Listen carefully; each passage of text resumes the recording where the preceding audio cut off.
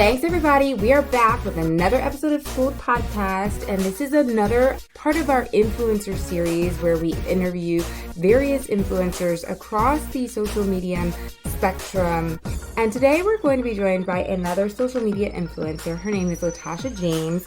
She is a social media manager as well as a content creator, and she also does consulting. And of course, she's an influencer. So Latasha, why don't you introduce yourself and tell us a little bit about who you are and what exactly it is that you do.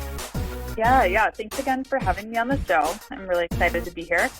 So like you said, I'm a digital marketer. I own a company called James Park, and we do social media marketing, video marketing, and influencer marketing for brands. So we help them, source different influencers to work with them and help manage campaigns and things like that. And then I always kind of say that my part-time job is my personal brand, which consists of a podcast called the Freelance Friday Podcast. And then I also have a YouTube channel and do coaching and education for other entrepreneurs and influencers. Awesome. So obviously, unless there's something I don't know, they don't teach social media influencing in school. So I'm guessing you didn't major in this. What did you major in? How did you get into social media influencing to begin with? Yeah, that's a good question. So I double majored in film and video and political science in college, and I really wanted to work in the news. My film and video degree was pretty diverse. Like I got tons of different experience. We did broadcasting courses, and then we also had, nonfiction and fiction, screenwriting. Like I got to get a lot of different experience in, and I did a little bit of marketing type stuff in that, in those courses as well, some marketing type content. But really, like I said, I really wanted to do the news aspect of things, but I've actually always been really shy, which people are always surprised to hear from me, but I've been really shy, and it did take me some time to kind of warm up to being on camera. And so one of the things that I decided to do to help me get more comfortable in front of the camera was start a YouTube channel, just to kind of practice being on camera, as well as just practice learning different camera settings and, different equipment and things like that. So I started my YouTube channel back in college, and it just really, I wouldn't say it took off. Like I don't have 1 million subscribers. I have about 20,000 subscriers. But that's several years later. That's no small number either. So that's something to be proud of. Yeah, but yeah, I wouldn't say it like quote unquote took off, but it was really fun and it was successful in my eyes. So I just kind of stuck with it. And actually, it's a funny story, but my first real like official client, influencer marketing client, actually found me from YouTube. So they reached out to me, and I started freelancing for them when I was in college and ended up working for them for 3 years. So that's kind of the long and short of how I got into it. That's pretty cool. So this is an interesting and growing field, and there's a lot of things that people don't know about influencing, and there's a lot of mystery that still surrounds it. So I guess as an insider now, what do you know now that you wish you knew before you got started as a social media influencer? I love that question. So, I think everybody kind of knows, like they've heard of what an influencer is if they've ever been on Instagram, like we've all seen celebrities kind of promoting products and things like that. And we're used to that medium in general, just from watching TV, having like the celebrity endorsement and things like that. But like you said, I think there is a lot of mystery involved in like what that actually means for the brand and what impact that really has. Like, how much does one Instagram picture really impact like an entire brand's bottom line? And so I guess the thing that I wish I knew before doing it is just a little bit more about like analytics and metrics and ROI. It's just kind of the business side of things, because it sounds really, complex, I guess, to somebody who's never maybe taken a business class or never kind of paid attention to some of that stuff. But it's really, that's going to be the big differentiator between you and another influencer, is being able to kind of speak that language and speak to the results of your influence. That's that's the thing that's going to get brands to want to work with you again. If you can really prove like, hey, I've gotten this many people to click over, or here's some information about my audience demographics that's going to be useful to you, things like that. So really just learning kind of the business side. Yeah. And so let's talk about the business side, right? So what sort of brands do you work with right now? What's your niche? Yeah, so mostly what I work with, the brands that I work with are primarily like tech brands and business brands. So that's kind of my niche. My whole YouTube channel is about kind of my entrepreneurial journey. Same thing with my podcast. It's all about freelancing. So I work with a lot of different, website building brands, hosting brands, tools to build your business online, things like that. But then I also do work with some lifestyle brands as well. Mostly on Instagram is the more lifestyle stuff. So I've worked with brands like Tom, Foot Locker. I live in Detroit, so I actually have worked with a lot of auto brands. That's a big industry here. So I've worked with brands like Maven and Hyundai, Toyota, things like that. Cool. And so, with regards to the entrepreneur and tech space, have you found it challenging to navigate that space as an influencer, as a woman?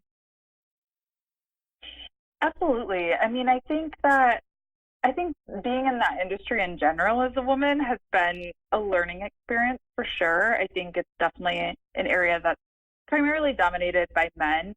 But at the same time, I really try to look at that as a positive thing, because there really aren't a lot of women doing this, which does make you different. And, a lot of the times that is a good thing. A lot of times brands come to me and say, oh my gosh, like, you're young, you're a woman of color.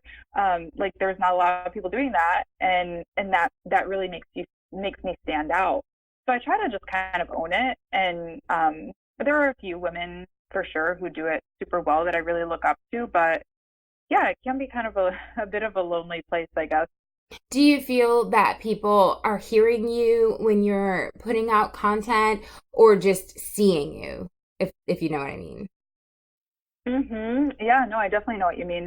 I felt like that in the beginning, to be honest with you. So when I first started my YouTube channel, like I said, it was in college. It was kind of just for fun, and I was doing like beauty content and just content about my life and things like that.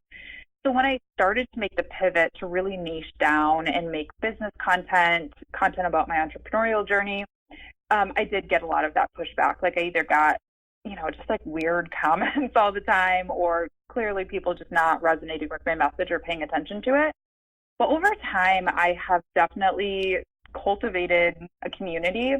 And I don't even want to say that it's all women, because it's not. I have a lot of men who watch my content and value my content, have taken my courses, things like that. But I would say that having a large support group of other women doing the same thing that I'm doing has helped, because, over time they've kind of outweighed some of the either weird or maybe not so nice comments or audiences that I've had in the past. So I think that just comes with like staying true to your message, building a community, listening to your audience, and really delivering value too. I think you kind of have to prove yourself for a little bit, and prove that you really do know what you're talking about, prove that you really, have gotten the results that you say that you can. And over time you kind of start to really resonate with people, and they start to take you seriously.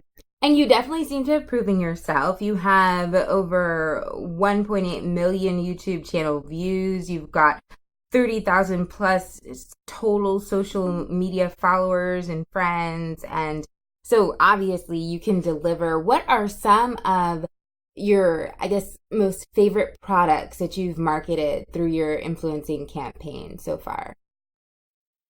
Yeah, I really like I said, I really like doing the auto stuff, surprisingly. So my first corporate job out of college was in the automotive industry here in Detroit. And so it was actually something that I surprisingly really, really loved, learning about cars. And so it's really fun for me to be able to test out new vehicles. And I live about 2.5 hours away from my hometown, so it's always nice to be able to take a car for a little road trip to go to my hometown and things like that. So I love working with different auto brands. I just worked on a campaign with Toyota. So that was really fun. And then I also recently have been working with Tom's, which is a brand that I really love. They do footwear, and then they also do, I just did an eyewear campaign with them, doing sunglasses and things like that. And that was really fun because it kind of tied the more lifestyle and fashion kind of thing along with the entrepreneurship niche of mine, because they were really focused on they're a brand that gives back. They're truly a brand with heart. They have a campaign going on where you donate a small percentage for each sale or each purchase that you make to a cause that's really important to you. And I just love promoting other businesses that are doing it right, and businesses that I look at and I'm like, someday I would like to do something like that for my business. I'd like to own a business like that someday. So that was a really fun one, and it's always just great to support brands that are doing the right thing. Speaking of brands that have purpose, are there any brands that you've turned down? And if you don't want to name names, it's totally fine. But I'm specifically looking for the reasons. Have there been instances where you've decided you won't work with a brand, maybe for ethical reasons or because you just didn't support the message? Yeah, all the time, honestly. So, I think you definitely have to be selective. And even when you're super, super small and you're still, like I said, in the grand scheme of things, my channel is still quite small. But even when I first started getting offers, at 1,000 or 2,000 subscribers, I was still very selective. And I think it's still important to do so, to make sure that you're really collaborating with brands who really mean something to you and are really going to be worth it. Because at the end of the day, the small amount that you're going to make to do a sponsored post, especially when you're very small, it's not worth giving up a part of who you are, or betraying your morals or anything like that, or your values. So yes, definitely, I say no all the time. I try to stick with cruelty-free cosmetic brands, for example. I've been a vegetarian for my whole life, so I just feel like that would be a big hypocritical thing for me to do. So I try to do that, and I really do try to work with brands that are, especially when it comes to the entrepreneurship and the tech stuff. I try to really make sure that it's something that's truly going to benefit my audience. With everything too, but especially the entrepreneurship stuff, because the whole purpose of my channel and my podcast is to help people build businesses of their own. And I don't want to steer someone in the wrong direction. I don't want to be like, hey, yeah, use this website or this hosting platform or whatever it is. That really doesn't work. And, a lot of these folks are just starting out, or they're still side hustling or whatever it is. And so I really take that very seriously. Especially for that stuff, but really for everything, I want to make sure it's something that really works. And, ideally it's something that I truly use in the beginning stages of my business too. Do you find that being a social media manager and a digital marketing consultant helps you and gives you a leg up in your social media influencing realm?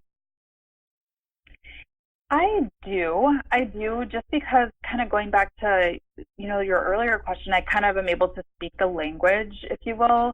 And so I have that side of things. Just, I've been on the other side of influencer campaigns, so I can know really exactly what they're looking for and be able to speak to that. But I also think sometimes people, it really depends on the brand, but sometimes brands are really looking to work with people who are dedicated full-time influencers too. So it's just a different thing.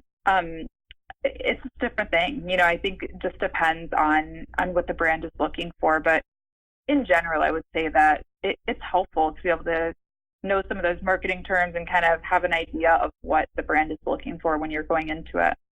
Okay. Moment of truth. Worst product you've ever marketed? You kicked yourself afterwards. Why did I do that? Yeah, that's a good question. I I there's a YouTube video about this somewhere. I don't if I can find it, I'd be happy to send to you. But um, I this it really wasn't the product, but it was. I have lots of brand horror stories, Oh, like great. working with the brand. Yeah. So I mean, that's the thing that's always a bummer is when you actually like the product, but the whole experience was just terrible. So this was one of my first sponsorships. Again, I probably had like 2,000 subscribers, something like I was very small, so it was super exciting to get an offer in general. And it was an accessory brand. Let's just say that. It was Okay. an accessory, like a fashion accessory. I did this really like professional um, shoot. I actually paid someone to help me with the shoot, and it looked great. And I mean, they were like, it was like every day there was a new revision that they wanted made. Mm. So I had to continuously keep, and I mean, I'm telling you, this was probably like $100 sponsorship. Like it was, the amount of hours that I spent on that campaign ended up just being, I mean, I was probably making like $2 an hour or something like that. Oh my So, gosh. so yeah, I mean, I definitely have some experiences like that, and they're learning experiences. I mean, there were things that I did wrong looking back, but there were also things that they definitely did wrong. So, I mean, the product was great, but I guess I would have to say that one just because it wasn't really worth it for me financially. Gotcha. So I guess where do you see this taking you? Like, what is next for you and your business? So you're an entrepreneur, obviously. You have your social media consulting and marketing company. And where do you think influencing can take you? Because it's still almost like almost an unexplored frontier in many respects, right? It's because it's so very new. hmm Yeah, yeah. So, my business and like the influencer marketing stuff, it really goes hand in hand. Like I said, I mean, I got my first client from a YouTube video. So it's kind of funny where all of this has taken me. Like it's all been kind of unexpected, but I always tell people about 95% of my business leads come to me from YouTube, which is not necessarily intentional. Like my YouTube videos are for my peers, they're for people who are looking to grow businesses. They're not for like my target clients, but they still find me and they still say, "Hey, she knows what she's talking about. She knows about social media. I'm going to reach out to her." So it works for me in that way. I mean, I've gotten speaking gigs. I've been able to speak at some really awesome events that they've never seen me speak before. They just heard my podcast or saw me on YouTube to get these speaking gigs. So it does all kind of work together, and I really like having. I think everyone should have some kind of a personal brand, whether you want to go full fledged, influencer, or if it's just being kind of a thought leader in your industry or whatever it is. It's so important to have a personal brand that aligns to your mission and your values. And whether you own a company or you work for an employer, it's super important to have that. So, yeah, I mean, I kind of just want to keep doing what I'm doing and just cultivating community. And yeah, I mean, I love making YouTube videos. It's so fun for me. So I don't see myself ever really not doing that or having that not be a part of my life. So what is the process like? So I mean, it looks, I know as somebody who's in news, you are on air for like a minute and 30 seconds, but that's like 8 hours of work. And people don't realize on the other side of the Yeah. TV, right? So like what goes into every YouTube video that you make? Oh my gosh, yes, you're totally right. I mean, obviously it's not quite as professional as, being on the news, but I mean it's basically a mini version of that for sure. So I mean, first you have to get yourself ready, which on camera is a whole different thing. I mean, I barely even wear makeup on the day to day, but obviously being on camera, everything's more detailed. Cameras are so HD nowadays, like everything has to be super perfect. So that in itself takes a while. Then you have to actually set up. So I do this all myself. I don't shoot at a studio or have an assistant who helps me with setup or anything. So, getting your lighting set up, getting all of your camera settings adjusted, uh, getting the background cleaned up. If there's any, I shoot out of my apartment. So if there's anything weird in the background, you got to move that out of the way. So that takes some time. And then planning the videos, of course, doing the research, that's kind of just like an ongoing thing. I have an Evernote file that just has different video ideas. And when I need to sit down and shoot, I just kind of look through that and start drafting out an outline. So I don't really script my videos. I don't write out a full script or anything, but I'll write out just different bullet points that I want to make sure I hit on, do research if I need to pull stats or anything like that, or screenshots or, whatever that is. So that just is all the stuff that goes into production. And then there's the post-production. So editing your video, doing more research after you edit the video to figure out what exactly you want to call the video and what's going to rank the best for search and what's trending and all of that good stuff. Making a thumbnail, and then promoting it on social media, scheduling out your video and sharing the link on social and making Instagram stories. And yeah, it's kind of like a never ending cycle, but those are the biggest things that go into it. Do you ever feel like the world knows too much about you? I mean, because as an influencer, you kind of have to live your life online, right? Yeah, that's a very good question.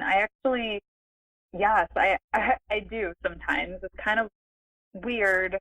And that's actually a big reason why I did the shift to doing more business type content. Because like I said, when I started out, I was just kind of doing lifestyle content. I was doing a lot of vlogging. So just kind of sharing my life, doing vlogs about my life. And it did start to feel a little too personal. I mean, nothing terrible happened or anything, but I think just as you get older, I think it's just kind of a natural thing to want a little bit more privacy. And you just start to think about things a little differently than you did when you were younger, too. I feel like I've gotten so much more paranoid the older that I get. So I did just decide to make a little bit of a separation between, my personal life and my YouTube life. That's not to say that I don't inject bits and pieces of my personality into my YouTube videos or into my Instagram posts, because you have to. I think people, I always say, you can easily Google the information in my, YouTube videos or my podcasts or my courses or whatever it is. I mean, yeah, you can sit on Google and figure out the answer to your questions probably. But the reason people choose me or choose any other influencer or creator out there is because you deliver it in a certain way that's understandable or entertaining or interesting to them.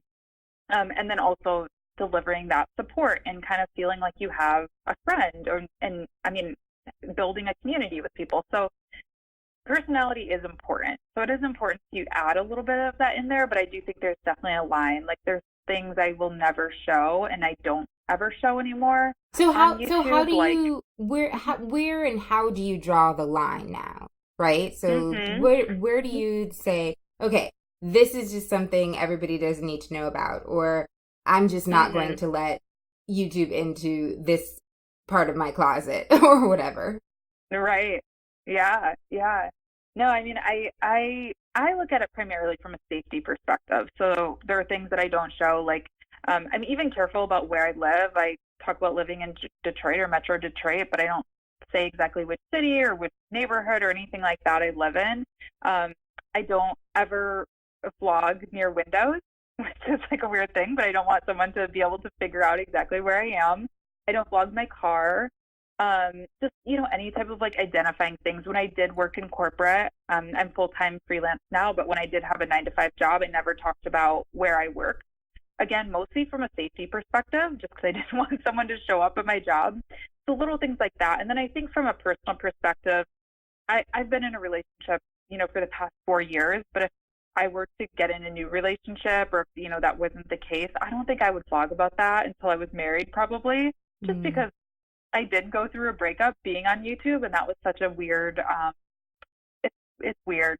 It's weird to have to explain your personal life to strangers. So I probably wouldn't do that again if I had to do it over.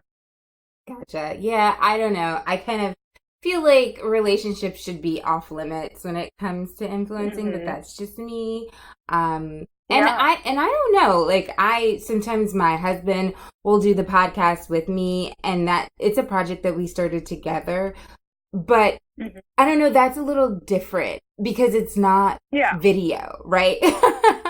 It's different when it's video. And as a TV person, there's something so powerful about that visual medium. And I get like why you would be paranoid.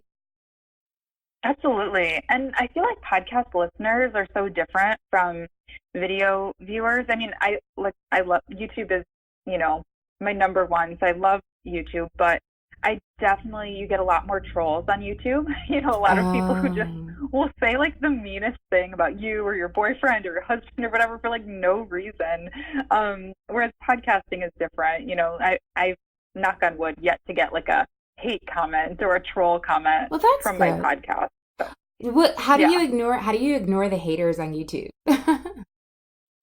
I mean, I think that's just it. You ignore it. I mean, it's so hard for me because I'm not a confrontational person at all, but I don't know. It does get to me. Like, I definitely was like raised to stand up for yourself. Like, don't just let someone talk to you, like be so mean to you for no reason.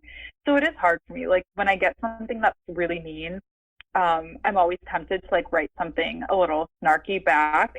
But one thing that really helps me is to write it, but just don't send it. Get your frustrations out and then just delete the comment and then delete their comment, block them if you need to. I mean, I don't really block very often unless it is like, again, some kind of safety type thing or something that's violent or threatening or racist, like anything like that, you're getting blocked. But if you're just saying like, oh, your hair looks ugly, I'm just going to ignore your comment and move on with my day. I think your comment about just write it and then press delete and don't send it is a metaphor for life. It's like great advice for just ignoring anything negative that comes your way. And I think that's pretty awesome. Final thoughts. So for somebody who's thinking about maybe getting into the influencing space, but not really sure how, what would be your advice to them? Yeah, so I think, it probably sounds super cliche, but you have to start creating content because you really are passionate about that content or passionate about creating in general. Like I said, I love making videos. It's a big passion of mine, and I would be doing it even if I wasn't getting paid to do it. So I think finding that thing, finding that niche, finding that topic that you really love and would do for free, do that. And you're going to have to do it for free in the beginning. No one or few people, I guess, get offered a sponsorship on their first video or their first Instagram post. So you have to love it. So find something that you really love to do and just kind of test the waters, create an account and just start educating yourself and really improving too. I mean, I think that's the thing that really takes you from just being kind of a hobbyist to being an influencer or making this your career is the skill level. So even when I look back at my channel, I'm like, oh my gosh, there are certain eras and certain times that I wish I could erase. And I guess I could if I wanted to. Don't we all? But constantly just upskilling yourself and learning and watching YouTube videos about making YouTube videos and editing and things like that will really help take you to the next level. Awesome. And speaking of social media and YouTube and all things related, where can folks find you if they want to find you on social media? Yeah, so my YouTube channel is just my name, Latasha James, and that's my most active platform. And then for everything else, for my podcast, for all of my social channels, for my courses, my coaching, you can just go to latashajames.com. Awesome. Well, thank you so much for joining us, Latasha. And for everybody listening, you can find us on social media as well. We are at Schooled Podcast on Twitter and Instagram, and School, that's Skoolu.